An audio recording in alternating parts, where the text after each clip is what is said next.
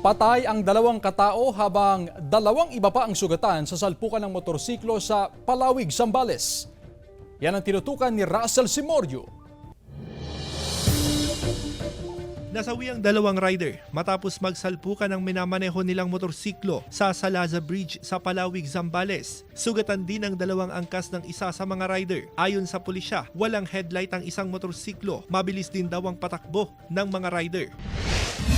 Patay rin ang isang rider matapos sumalpok sa pampasaherong bus sa National Highway sa barangay Nancayasan, Urdaneta City, Pangasinan. Dinala pa sa ospital ang biktima pero idineklarang dead on arrival. Nakatakdang mag-usap ang pamilya ng biktima at ang driver ng bus.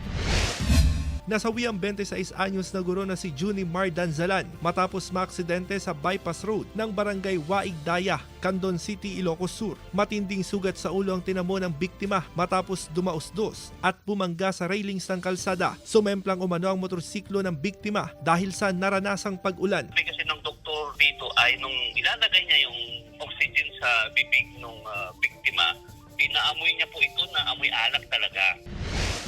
Sugatan ng driver ng kotse na nakaparada sa outer lane ng Provincial Road ng San Vicente, Ilocos Sur matapos masalpok sa likuran ng isang SUV. Ligtas naman ang driver ng SUV na napag-alaman ng PNP na nakainom nang mangyari ang insidente. Sasagutin umano ng driver ng SUV ang gastusin sa pagpapaayos ng nasirang bahagi ng sasakyan. Russell Simorio, One North Central Luzon.